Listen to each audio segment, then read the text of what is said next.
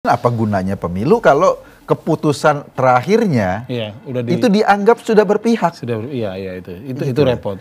Karena satu kepentingan seorang anak, tiba-tiba konstitusi kita main-main dengan konstitusi. Ini pingin ditarik, enggak itu cuma urusan capres. Udah menjelang akhir masa jabatannya ngomong, lo Jokowi nggak nyaman di partai. Halo, 10 tahun nih kemana aja gitu loh.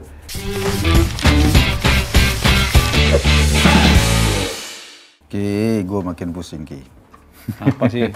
Lu pusing mulu perasaan lu? Enggak pusing, cuma ini kadang-kadang kan isu kemana-mana. Ya menjelang pilpres kayak gini kan isu makin seru ini. Pilpres itu kan industri isu. Iya, industri isu dan industri kepentingan. Iya, industri isu dan kepentingan. Gue sih berharap tadinya pilpres itu adalah ketika masyarakat, rakyat semua terlibat dalam semua keputusan politik, rame-rame kita menentukan masa depan Indonesia, kan gitu.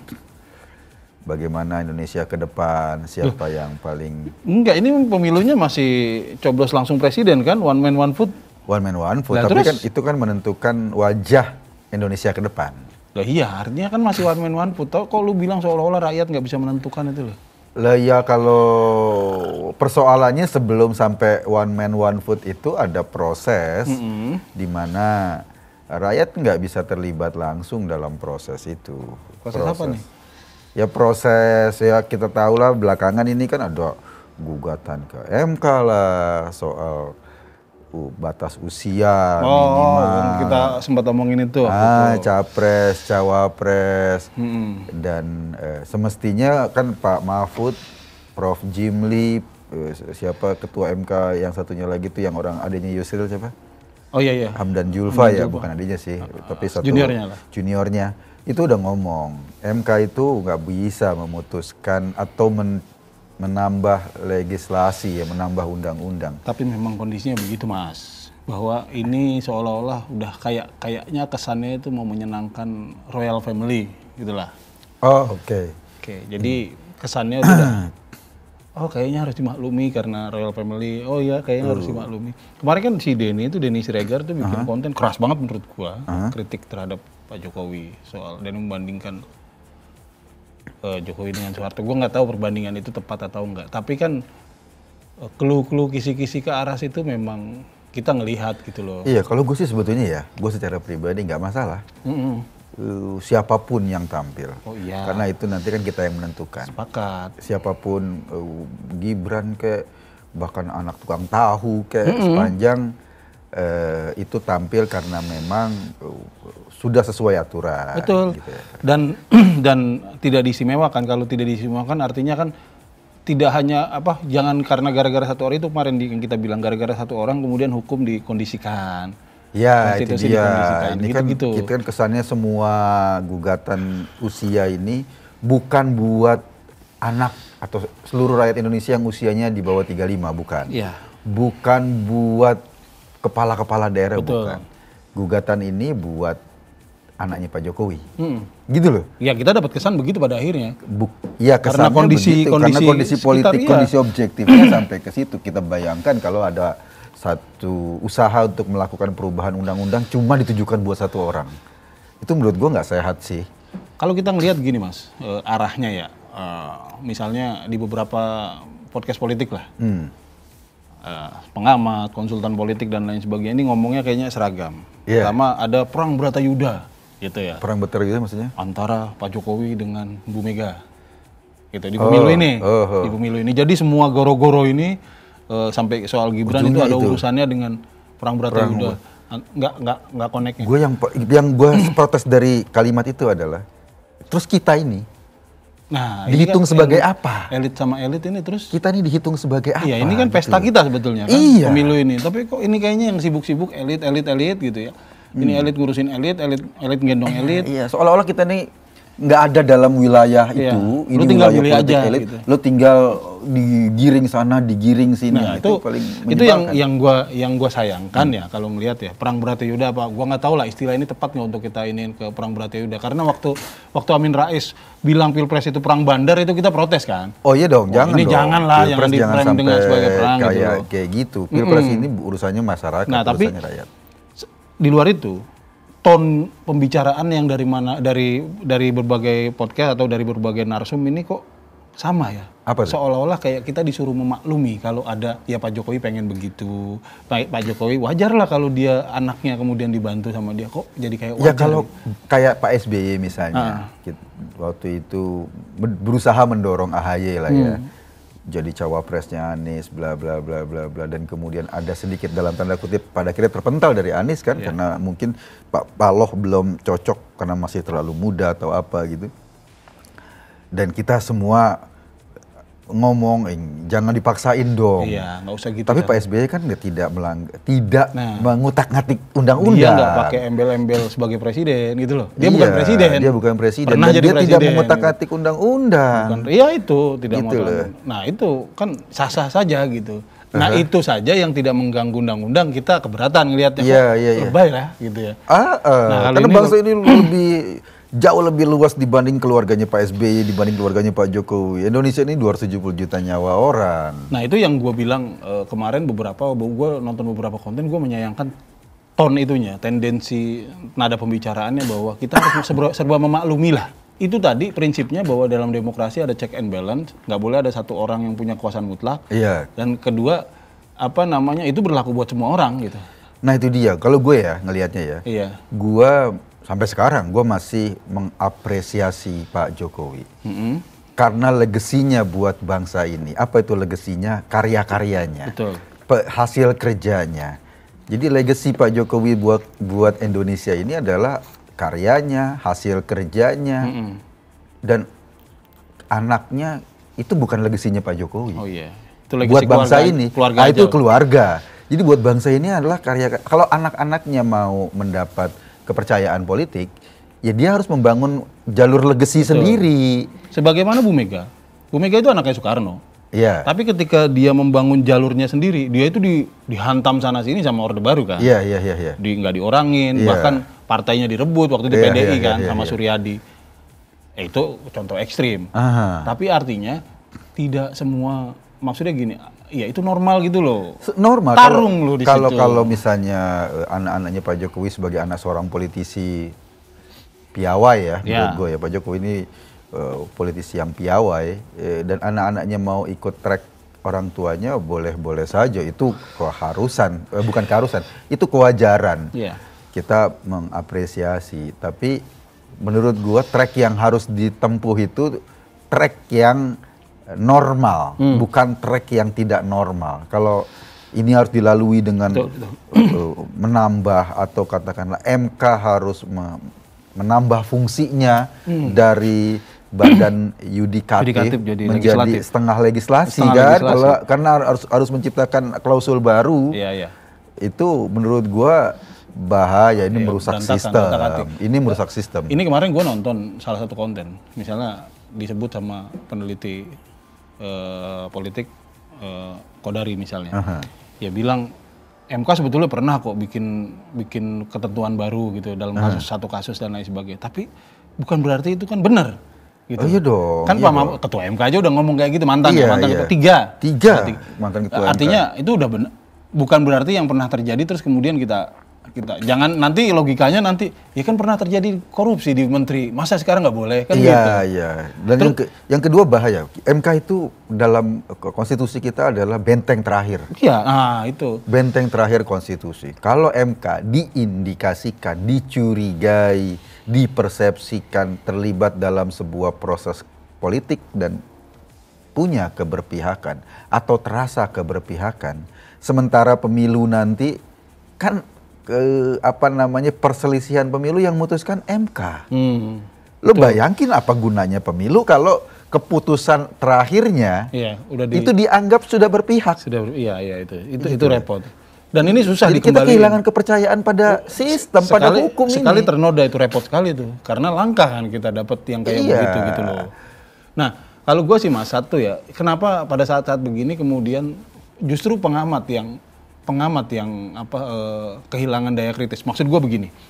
Kayak misalnya kayak lu kan bertahun-tahun lu dituduh sebagai buzzer RP. Oh iya, gue 9 tahun bro. Iya. Selama ini mencoba ada di depan untuk membela banyak kebijakan Pak Jokowi yang menurut rasionalitas gue bagus. Oke gitu. Oke. Dan gue di depan untuk melakukan pembelaan itu. Dan tapi lu kan sempat beberapa kali bikin kritik sama Pak Jokowi secara terbuka. Oh iya. Jokowi. Karena bagi gue kan bukan anggota kabinet, komisaris bukan, dapat jabatan. Lu nggak sehitam putih itu yang sebagaimana dituduhkan orang-orang. Sementara pengamat atau ilmuwan politik yang dianggap posisinya lebih ilmiah, dianggap posisinya lebih mulia, kok memaklumi. Kok bukan cuma memaklumi, tapi kita disuruh memaklumi. Maklumin gitu loh. Maklumin aja ya. Kalau presiden menganggap dia memang bagus ya. Nah itu dia, itu sebetulnya menurut gua ya, dalam kacamata ini para pengamat, bahkan para politisi ngelihat kita itu orang-orang yang bukan siapa-siapa ini cuma sebagai angka-angka, cuma sebagai voter. Ya, lu nanti nyumbang berapa persen? Nyumbang angka berapa persen? Kita di atas kertas saja nih. Iya, kita cuma dihitung itu. Lo cuma domba yang digiring ke sana, digiring ke sini oleh kepentingan pengusaha, penguasa, kepentingan pengamat yang mungkin berkelindan dengan kepentingan para penguasa itu. Tapi menurut gua mereka salah. Bahwa media sosial sekarang ini membuat kita bukan lagi objek dalam politik. Kita semua adalah subjek. Betul. Kita semua aktif menentukan itu. Kita semua punya aspirasi sendiri. Dan elit politik mau mengembalikan kita jadi objek lagi. Nah, sekarang elit politik pengen mengembalikan kita jadi objek lagi. Lu tinggal milih aja ntar di bilik. Nggak bisa dong. Nggak usah ribut-ribut. Nggak bisa dong. Kita harus, karena apapun keterlibatan gua dalam isu-isu politik. Karena berdasarkan kesadaran gua sebagai warga negara. Gua harus terlibat dalam isu-isu penting ini.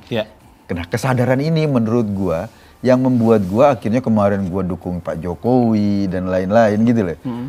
Dan gua ya amat yakin posisi ini juga dialami oleh sebagian besar orang Indonesia. Betul. Gitu loh. Nah Mas, itu tadi nyambung yang tadi gua sedih kalau ngelihat politikus pengamat itu atau ilmuwan itu kehilangan daya kritis.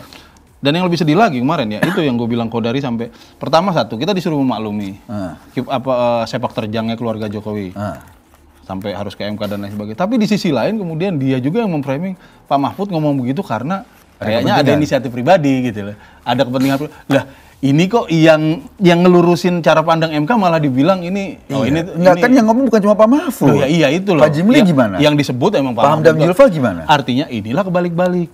Gitu loh. Kan aneh. Iya, itu makanya gue sedih ngeliat kondisi ini kok kebalik. Yang dituduh buzzer RP ini kok malah kritis gitu loh. Lu, Denny gitu. Yang dituduh, yang dianggap pengamat yang begawan, netral ilmuwan yang netral. Ini malah kehilangan daya kritis. Kita disuruh maklumin aja deh.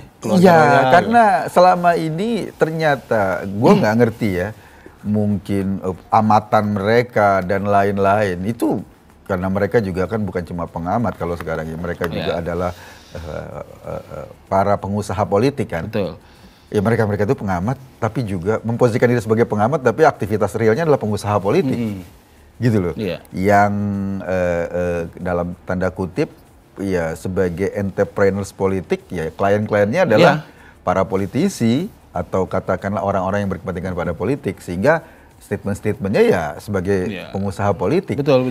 Nah kita ini masyarakat biasa yang ingin menyuarakan pikiran-pikiran kita sendiri bebas dari pengusaha politik dan lain-lain, kita pengen ngomong sendiri, itu malah stigmanya kan luar biasa gitu loh. Betul. Hanya karena orang tahu kita nggak punya kepentingan.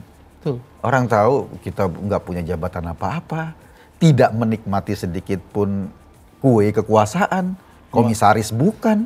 Cuma kalau kesini dikasih kue-kue pasar aja. Iya, sama teh tawar. Nah ini Mas, kalau lu ngeliat posisi Pak Jokowi sendiri gimana sejauh ini? Artinya gue sendiri ngeliat ada agak bingung nih kalau ngeliat kita ngelihat dia sebagai presiden, harusnya kan orang paling powerful nih. Muncul dengan wajahnya satu gitu loh. Kalau lu kan kemarin bilang katanya dia pernyataannya begini tapi di spanduk beda gitu misalnya. Iya, kalau gue ngeliat sih sekarang ya kayak buying time aja ya. Iya. Kayak buying time, apa yang diomongin dengan apa yang di lapangan itu ada jeda, ada gap yang panjang jauh gitu loh. Buying time karena mungkin orang tahu masih banyak orang-orang yang dulu misalnya satu pikiran sama gua, enggak kita harus bela habis-habisan. Nah, kan kalau berubah 180 derajat orang kaget, orang shock lalu ada protes. Jadi posisinya sekarang tuh lebih pada buying time, nunggu sampai ketuk palu lalu kemudian isu yang mau kita angkat nih jangan karena satu kepentingan seorang anak tiba-tiba konstitusi kita main-main dengan konstitusi. Ini pingin ditarik enggak itu cuma urusan capres. Jadi orang yang mengkritik, kalau misalnya gue sekarang nih mengkritisi, lo kan pendukung Ganjar. Ya, misalnya begitu. Framingnya jadi kayak gitu, bahwa loh kenapa sih kita ini nggak boleh mendukung Indonesia ya? Iya, gitu loh. Mendukung lurusnya konstitusi Indonesia kita gitu loh. Dukung salah satu capres sambil juga mendukung kemerdekaan hukum, masa nggak boleh? Iya, gitu loh. Nah, framing itu yang akan tercipta, makanya antara statement dan kenyataan di lapangan itu 180 derajat berbedanya gitu.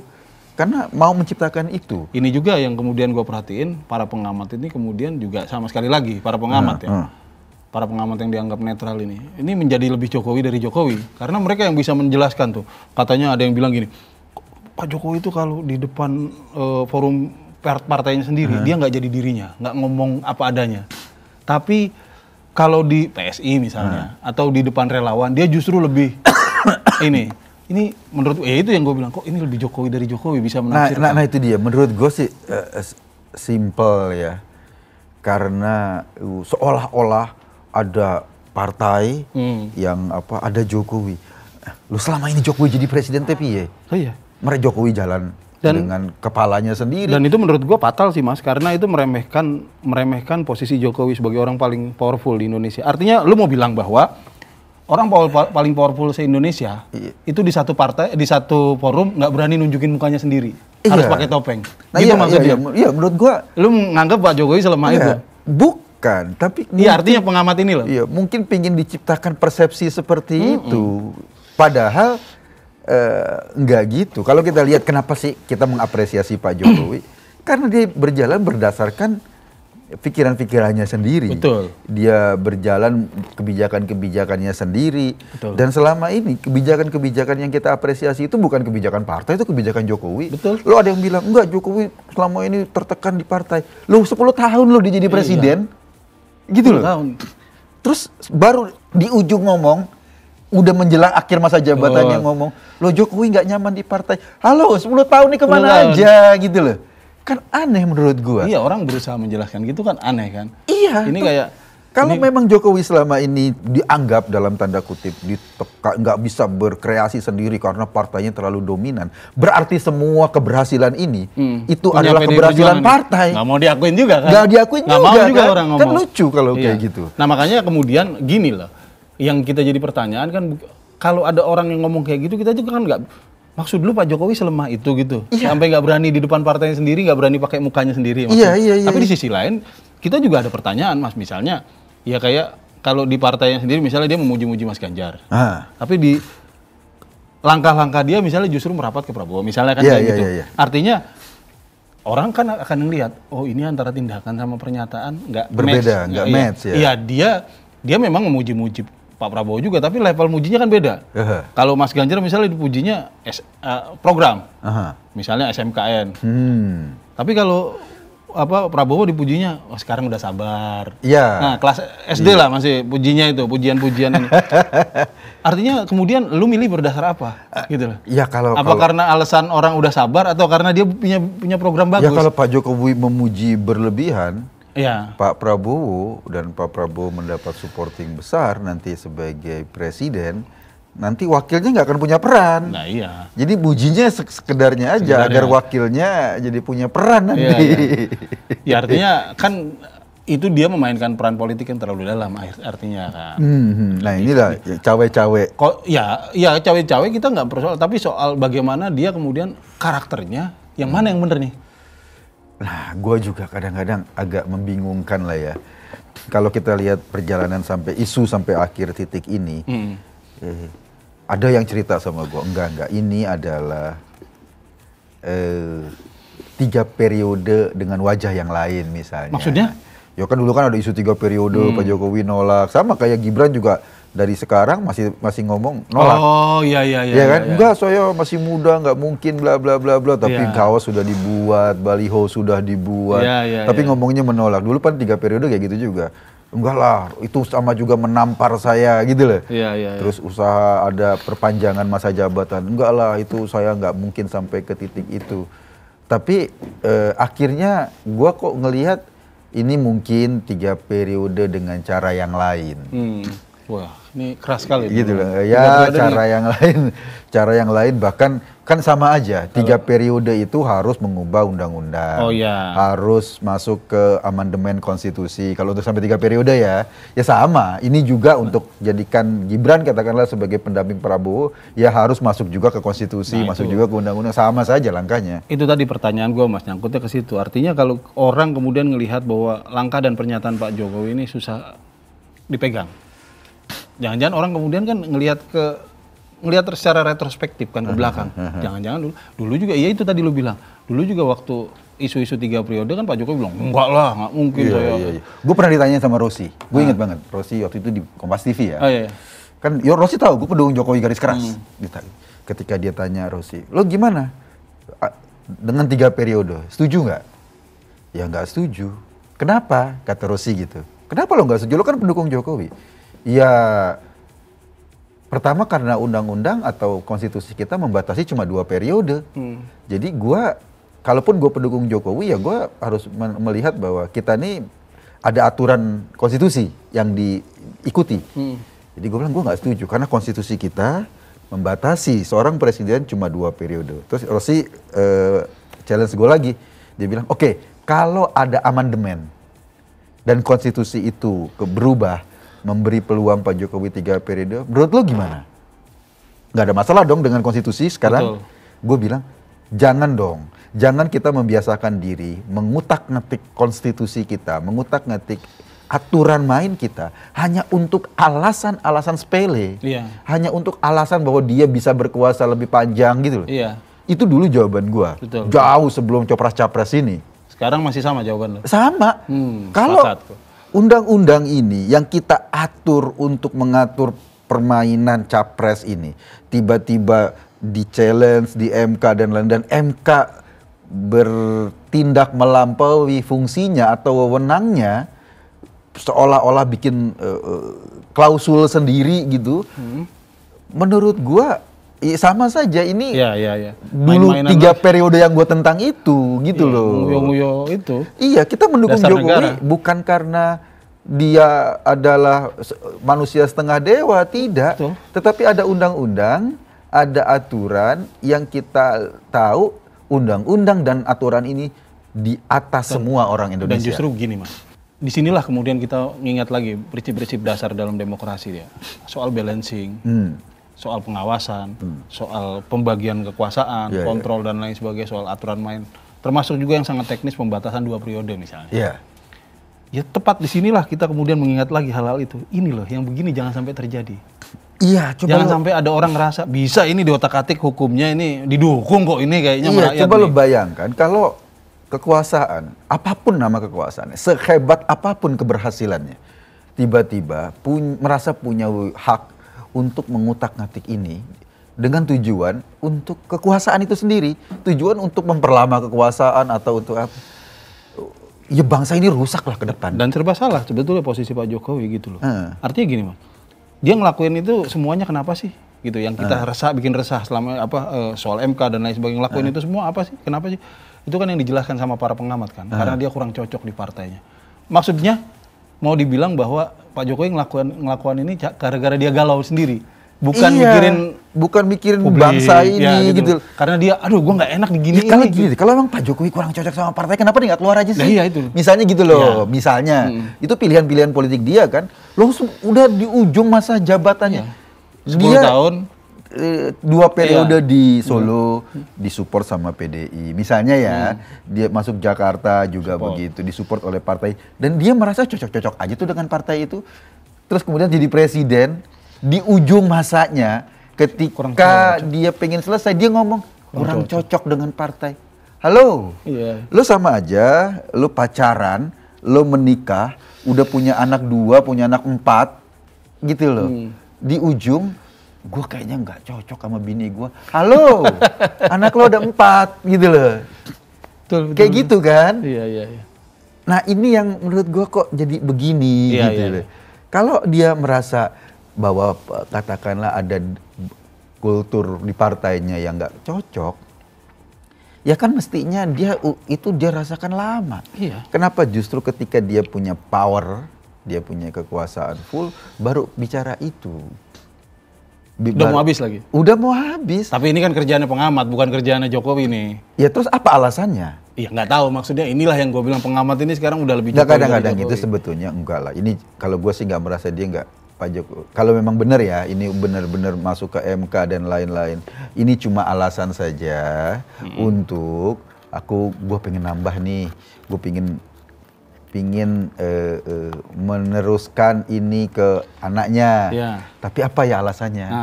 Gimana kalau lo nggak cocok sama partai? Gitu loh. Mungkin misalnya kayak gitu. Narasi gampang dibangun. Ya kan nggak bisa aja. Atau misal alasannya, gue nggak cocok tuh sama Eko.